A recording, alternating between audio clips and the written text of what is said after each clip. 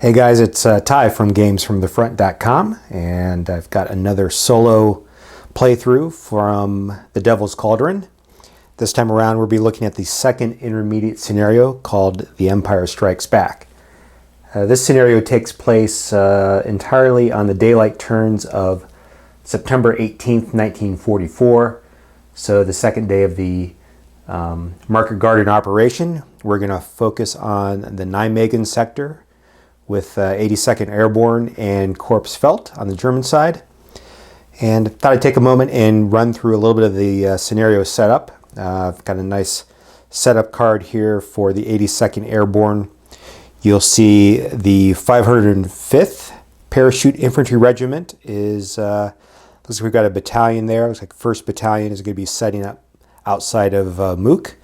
And there's also, I believe, some of the 505th rear guards are going to be in improved positions around some of the landing zones for the Allies.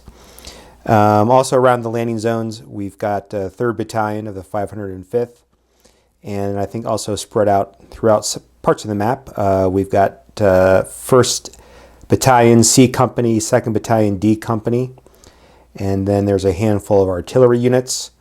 We've got roadblocks, we've got some air support, we've got some reinforcements as other units from the 508th come in.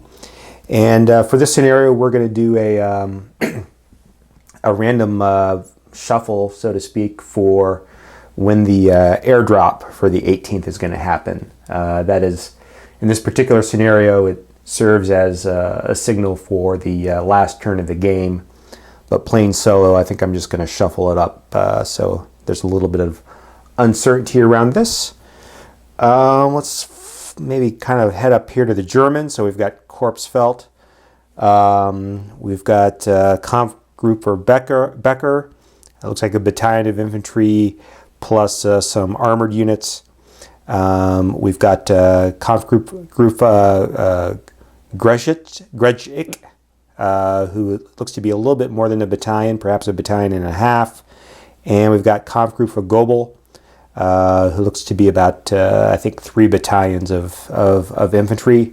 We've also got a number of artillery units for Corps Felt, and a handful of, I always forget these units, I think those are heavy AT guns. I'll look that up. So those are the setup I mentioned, or those are the units for the setup. Most of these German units are going to start in the first reinforcement phase at the very first turn at 0700. And then most of the American units are going to be on the map at start. Speaking of the map, here's the primary play area for the scenario. We've got a couple of victory hexes for the Germans down here a little bit southeast of Mook. They're going to try to capture these hexes. We'll naturally have some American units set up there to oppose them. We've got our 3 primary 82nd Airborne landing zones, which need to be protected. That's another part of the victory conditions where the Germans want to get some units into those landing zones. Well, of course, the Allies want to repel them. Germans are going to be primarily reinforcing from this area over here, making their advance this way, and then also in the southern part of the map, heading this direction. Nijmegen's up here, but is out of play. But I should point out that the Allied reinforcement hex is up here. So again, we're playing just the day turns. So I think that is, let's take a look, 1, 2, 3, 4, 5, 6. Actually, we're not going to play the 1900 turns, so just the first 6 daylight turns from the 18th. Weather is clear. And I'm going to take a moment and set up on the map, and then I can get going. All right, we're set up for play here. For the Allies, I've got a couple roadblocks here outside of the landing zones, right just on the edge of the deployment zone. We've got an element of the company from the 508th here with a engineer unit. Hopefully you're going to get them into an entrenched or an improved position. And I've got an anti-tank gun also here on this drop zone T. Got a artillery unit here in the city of Groesbeck with a spotter in an observation post, which is a rear guard under an improved position. We've got a recon unit jeep. And over here we've got 4 companies from the 505th. They're under a special scenario rule where they won't be released until a German unit enters one of the drop zones or one of their fire zones. A little bit further to the south in Cauldron, starting out we've got just a handful of rear guards that are under improved positions. So they're just not going to have much of any other role than to perhaps be roadblocks while units that are actually up in Mook from the 505th are going to make their way down the road. So we've got 3 companies up there. For the Germans, we've got units from Kampfgruppe Becker and Greschlich here in a couple of reinforcement hexes. This bottom counter here is an artillery park, which is currently unpopulated, but I think some reinforcements coming later will put some artillery units in that park. I think primarily for the Germans, I'm going to move to the outskirts of some of these drop zones and not activate the drop zones any sooner than possible, and then keep those units under special scenario rule from the 505th in place. Back near Katterbosch, we've got units from Kampfgruppe Global, these purple units down here. This is actually where the initial artillery unit's going to start in Artillery Park A, but this seems to be the quickest route to Katterbosch. These aren't the strongest units from the Germans, but they're numerous, and hopefully they can get in position and do some damage. So that's the initial setup, and let's get playing. All right, we finished the 0700 turn on the 18th, so we're just getting started. We've got really kind of 2 main areas to be concerned about. We've got the landing zones over here, and we've got the area just kind of southeast of Mook. So let's perhaps zoom in a little bit and see how things are progressing. All right, we've got the units in purple are Kampfgruppe Global. They've simply advanced up the roads largely in column formation, got out of column formation, are now approaching 2 towns here southeast of Mook. In the meantime, the units from the 505th Parachute Infantry Regiment have come down the roads from Mook and have force marched their way into the areas in which the rear guards were positioned. So it looks early on that the paratroopers have some pretty good positions and made it in time to those smaller towns. Over in this area where we've got the drop zones, which are kind of another victory area, we have a handful of German units from Korfeld. I'm going to butcher their name, but Kampfgruppe Greschlich. These green units also advanced in the column. There's actually a couple of roadblocks here that slowed them down a little bit, but they've progressed but have not quite entered into the landing zones. And then over here, a little bit to the north, we've got Kampfgruppe Becker. They've got some infantry units here, which are still in column approaching the landing zones. And there are 3 tracked and wheeled vehicles here that are just outside the drop zone. So a little bit of a gamey play there. They stayed out of the drop zone to make sure that they weren't going to activate these units that are activated by special scenario rules. But we're getting ready for the 0900 turn. All right, we completed the 0900 turn on the 18th. We'll start down here a little bit southeast of Mook. The Allies advanced a little bit and gained a little bit stronger positions. They tried to dig in with the 505th, but failed, resulting opportunity fire options did not materialize. So this is a pretty quiet sector. And a little bit further south, down near Katterbosch, dropped a couple of mortar shells here with light barrages. Really no damage though, and had an improved position here for a company from the 505th. Down near Grosbeak, pretty quiet for the Germans. In fact, they pulled their direct command chit, but didn't really have any command points to spend.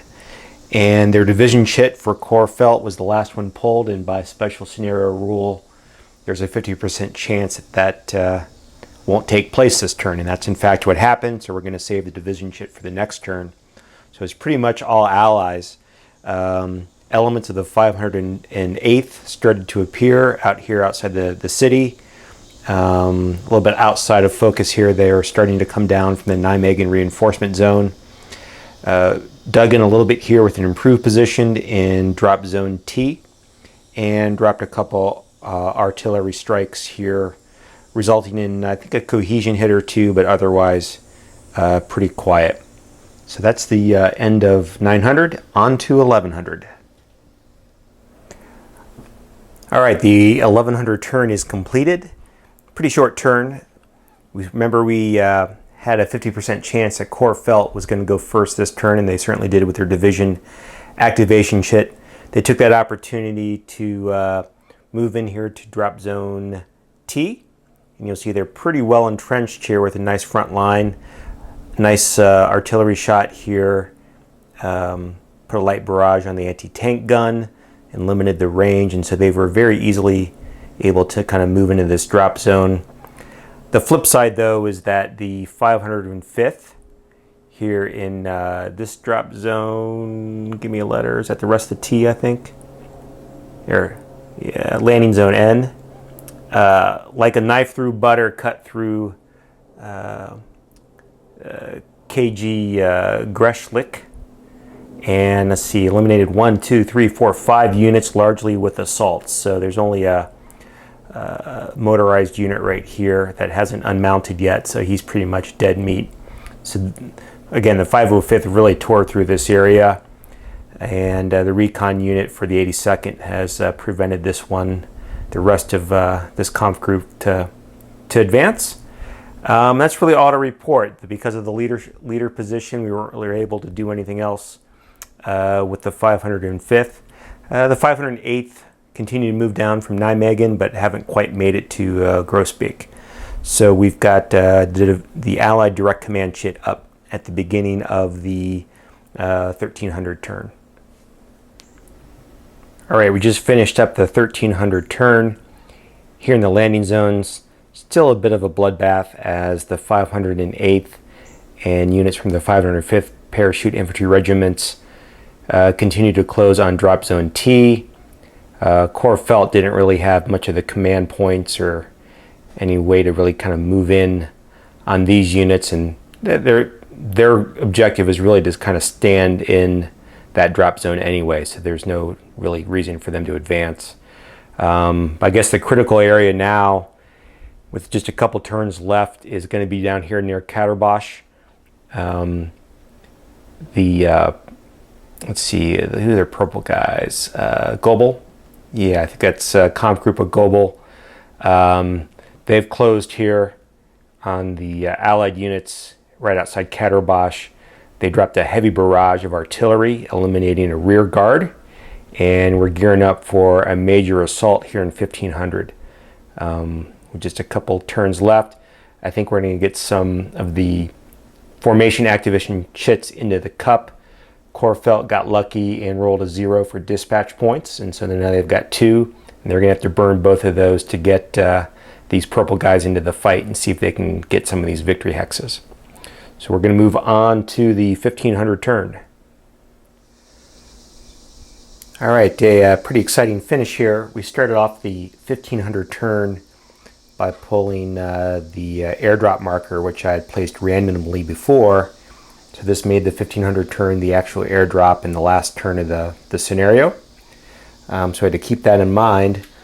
It was pretty quiet here by the drop zones, though. There really wasn't enough command points or much of anything on either side to get too much going. So all the action was really down here near Katerbosch. So first of all, we had the Korfeld division activation chit started off the turn, and Korfeld was actually able to dislodge some Allied units under improved position here through an assault. They had 3 companies from Kampfgruppe Global assault, and they were a little bit weakened. They knocked out the rear guard, and one of the companies from the 505th was already down to, I think it had already taken a cohesion hit. So after a couple rounds of assault, they eliminated that Allied unit and took that spot. The next chit that was pulled was the formation chit for Global, and they tried to improve their position or increase their defensive perimeter, so to speak, by attacking this mortar unit and this Allied unit under the improved position, but really had no effect. The 82nd Infantry, 82nd Airborne Division chit came out next, and they started to assault on the position that's actually a victory hex there, and so they really had to take that or they're going to lose the scenario. So they softened them up with an assault from this position, and then a handful of other